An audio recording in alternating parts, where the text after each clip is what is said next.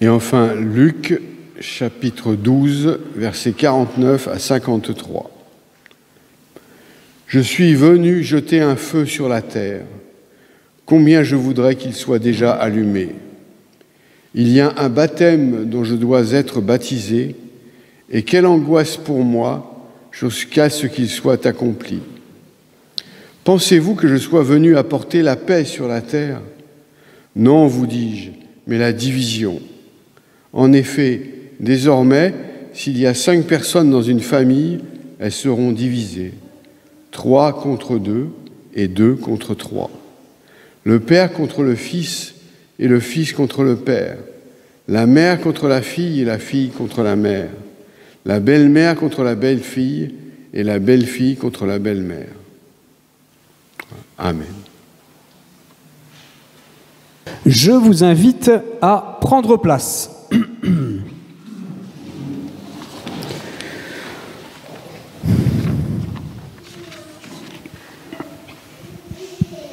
Alors vous avez peut-être entendu parler cette semaine de l'homélie de Robert Sarrat, cardinal de l'Église catholique, qu'il a délivrée en Bretagne, je crois. C'est une homélie qui a fait un petit peu polémique. Je ne vais pas évidemment rentrer dans les détails de cette homélie, que d'ailleurs je n'ai pas écoutée ni lue en entier, mais je vous propose simplement de nous arrêter sur un petit extrait que je vous lis immédiatement. Trop souvent, en Occident, on présente la religion comme une activité au service du bien-être de l'homme. Elle serait là pour apporter un peu de soulagement à l'homme moderne. La spiritualité serait une forme de développement personnel pour l'homme moderne, tendu vers ses activités politiques et économiques habituelles.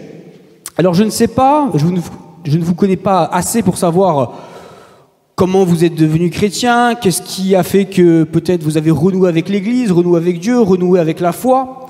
Mais j'imagine que Dieu a répondu à des quêtes, à des questions, à des aspirations, à des préoccupations, à des problématiques qui pouvaient être les vôtres, et que si vous êtes ici ce matin, c'est sans doute que vous espérez que Dieu va continuer à répondre à vos aspirations, à vos quêtes et à vos préoccupations. Donc de ce point de vue, on peut peut-être relativiser ce qu'a dit Robert Sarrat. Le Seigneur répond à nos aspirations, à nos quêtes les plus profondes. Ceci dit, le texte du jour, le texte de l'Évangile, les paroles du Christ, nous rappellent que vivre en lien, en communion et à la suite du Christ n'implique pas forcément la facilité, le confort ou la sérénité. De ce point de vue-là, Robert Sarrat rejoint un petit peu le Christ. Le fait de vivre en communion avec le Christ, la spiritualité chrétienne, la spiritualité centrée sur Christ, n'est pas forcément quelque chose qui va nous amener le confort ou la sérénité. Et pour cause, Jésus est venu apporter un feu. Jean-Baptiste l'avait annoncé. Moi, je baptise avec de l'eau, mais il vient celui qui est plus puissant que moi, lui dont je ne suis pas digne de délier la courroie des sandales, lui vous baptisera de l'Esprit Saint et du feu. Jésus est venu apporter un feu. Non le feu ici du jugement et de la destruction, mais le feu de la présence divine, le feu de l'Esprit qui connecte, qui reconnecte avec le Seigneur. Un feu que Jésus est impatient que les disciples reçoivent. Un feu qui doit s'embraser jusqu'à parcourir les individus jusqu'aux extrémités de la terre, renouveler les individus et réconcilier même l'ensemble de la création avec le Créateur. Eh bien, en recevant ce feu, dit Jésus, les disciples seront exposés à un certain nombre de tensions et de difficultés relationnelles. Et notamment, dit-il, dans le cadre familial, au sein même de la famille.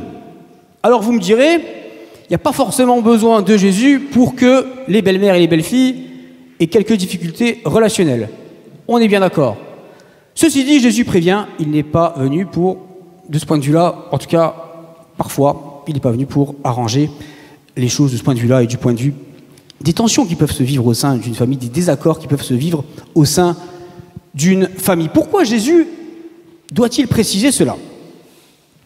Une des originalités du christianisme, et que le royaume annoncé par Jésus va grandir et va s'établir progressivement, de manière progressive. Les Juifs attendaient un Messie qui vienne libérer le monde, qui vienne libérer le peuple de l'injustice, de la violence, de la méchanceté, de l'idolâtrie, etc.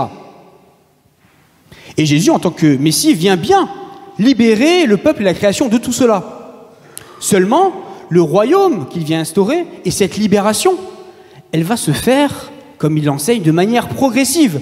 Prenez par exemple, juste après le chapitre 12, le chapitre 13, où il est question du royaume de Dieu comparé à une graine de moutarde, comparé à du levain dans la pâte, quelque chose qui va grandir, qui va se propager progressivement. Le royaume de Dieu est quelque chose qui va s'étendre progressivement. Donc, dans l'absolu, Jésus comme Messie vient bien apporter la paix.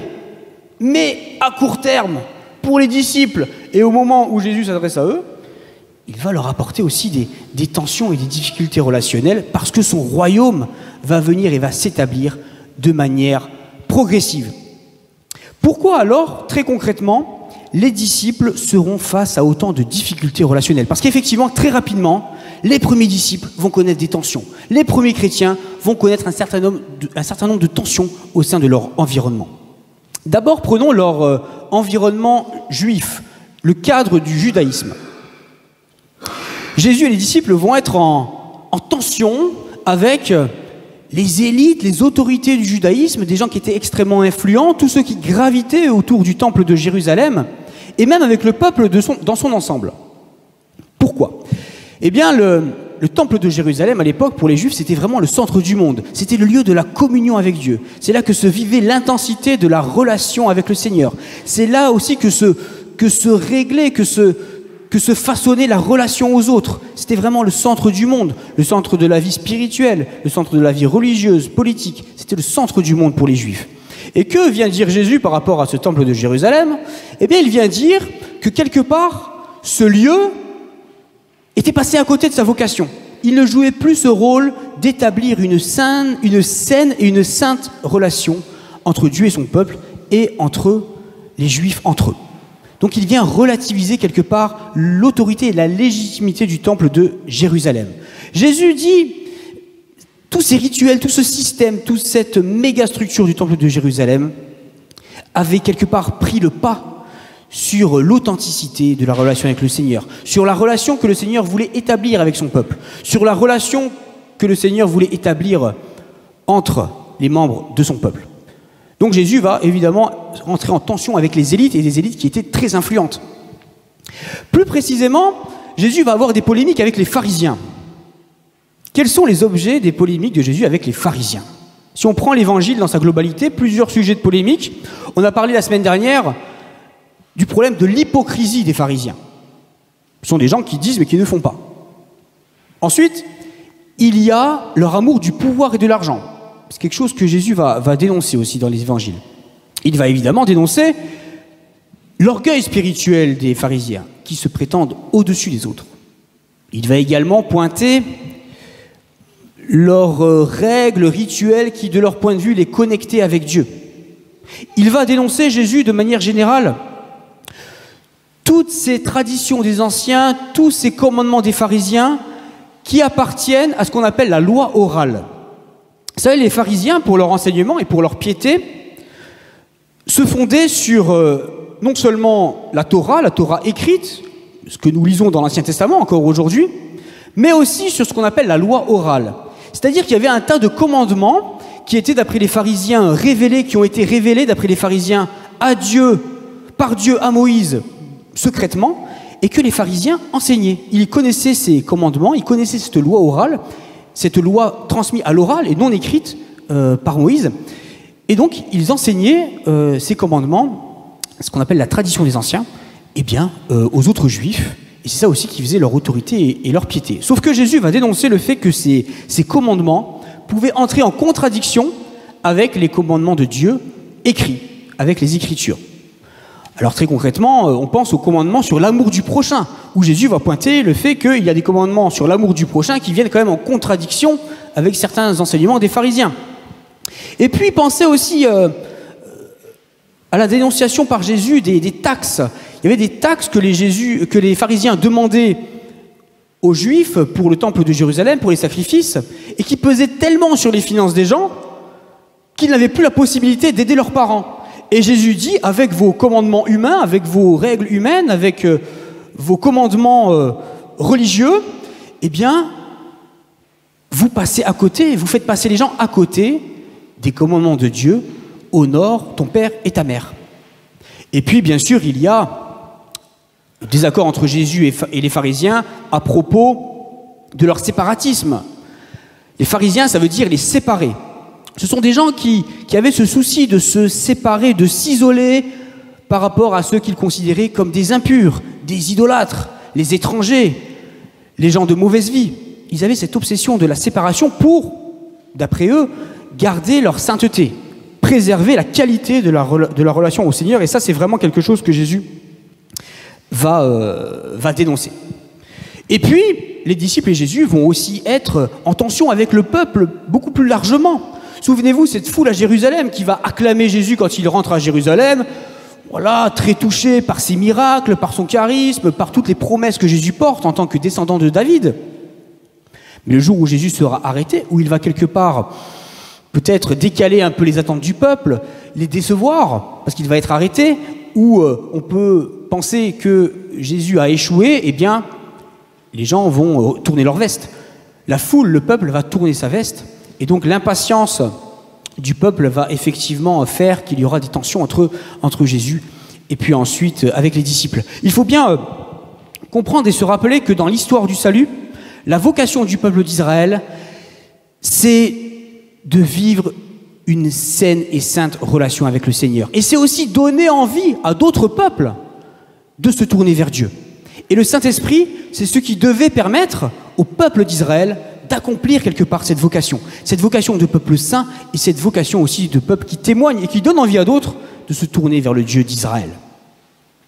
Malheureusement, quand les disciples vont recevoir l'Esprit, et quand Jésus lui-même va finir son ministère, eh bien, ils vont être face à un certain nombre d'oppositions pour toutes les raisons que nous avons invoquées, y compris au sein même de leur famille, influencées par les élites juives ou également influencées par le reste du peuple. Et puis il y a un autre environnement avec lequel les premiers disciples et les premiers chrétiens seront rapidement en tension. C'est évidemment le monde gréco-romain. Une fois que le christianisme va sortir de la terre d'Israël, eh bien les disciples et les premiers chrétiens vont être face à beaucoup de tensions au sein du monde gréco-romain. Pourquoi ? Eh bien parce que les chrétiens étaient considérés comme des athées. Les chrétiens à l'époque étaient considérés comme des athées. Pourquoi ? Aujourd'hui, en termes religieux, on a l'habitude de séparer d'un côté les croyants, ceux qui croient en un Dieu unique, et les athées, ceux qui ne croient à aucun Dieu. Mais cette distinction, elle n'existe pas dans l'Antiquité. Elle n'est absolument pas valable pour l'Antiquité. Dans l'Antiquité, un athée, c'est quelqu'un qui n'honore pas, qui n'adore pas les multiples dieux qui étaient vénérés et que les Gréco-Romains adoraient dans l'Antiquité, à qui on faisait des sacrifices un peu partout, etc. Plus on adorait de Dieu à l'époque, plus on vénérait de divinités, plus on était religieux. Et si on ne les adorait pas, on était considérés comme des athées. Voilà. Alors il y avait plein de divinités. À peu près pour tous les problèmes de la vie, on avait une divinité. On avait une divinité pour la santé, pour la paix, pour la justice, pour l'agriculture, pour à peu près toutes les préoccupations humaines, la fertilité, l'amour, tout ce que vous voulez, il y avait une divinité. Il y avait aussi un culte des ancêtres qui était très développé, y compris au sein même des familles. Il y avait aussi un culte qui était adressé aux dirigeants politiques, qui étaient parfois divinisés, comme les empereurs, comme les membres de la famille des empereurs, qui étaient divinisés. Donc on leur faisait des sacrifices. Et c'était très important socialement de faire les sacrifices. Parce que sinon, on ne pouvait pas bénéficier des bonnes grâces de ces divinités.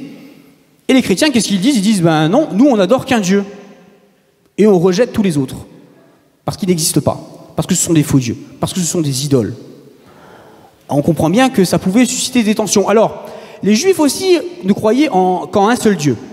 Sauf que le judaïsme, c'était une religion respectée. C'était la religion d'un peuple, c'était la religion liée à une terre, donc c'était une religion ancienne également, donc elle était respectée. Et comme les Grecs et les Romains voulaient que tous les dieux soient honorés, eh bien on laissait les Juifs vénérer leurs dieux, adorer leurs dieux.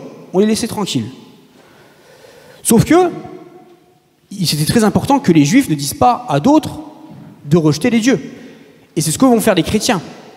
Les chrétiens disaient à tout le monde, renoncez aux faux dieux et n'adorez qu'un seul Dieu. Et donc on imagine toutes les tensions que cela pouvait créer au sein des familles, au sein du monde professionnel, au sein du monde associatif, au sein des cités du monde antique. Ça pouvait créer évidemment énormément de tensions. Alors chers amis, tentons rapidement une petite actualisation. Nous avons tous, individuellement, collectivement, comme communauté, des traditions, des réflexes, des fonctionnements. Veillons à ce que ces traditions, ces réflexes, ces fonctionnements, ces habitudes ne nous fassent pas passer à côté de l'essentiel de cette relation, la pureté de cette relation que Jésus veut et que Dieu veut vivre avec nous. Veillons à ce que nos habitudes, nos traditions, nos fonctionnements ne découragent pas d'autres qui voudraient peut-être et que Dieu appelle peut-être à vivre aussi en relation avec lui. Nous ne sommes pas parfaits, nous avons nos travers et le Seigneur le sait bien. Il n'empêche que nous avons en tant que chrétiens, en tant qu'Église, une grande responsabilité, celle de faire connaître et de partager ce trésor qui est la relation avec le Seigneur. Alors cette relation avec le Seigneur, qui est sans doute ce qu'il y a de plus précieux, qu'est-ce qu'il y a de plus précieux dans une vie que la relation avec le Seigneur ? Peut-être que cette relation, elle n'intéresse pas un tas de gens, peut-être que beaucoup trouvent le christianisme poussiéreux, ringard, peut-être qu'ils trouvent le christianisme trop compliqué, de par ses croyances peut-être trop irrationnelles. Mais que l'air du temps ne nous décourage pas et ne nous fasse pas passer à côté de l'enthousiasme que nous pouvons vivre avec le Seigneur.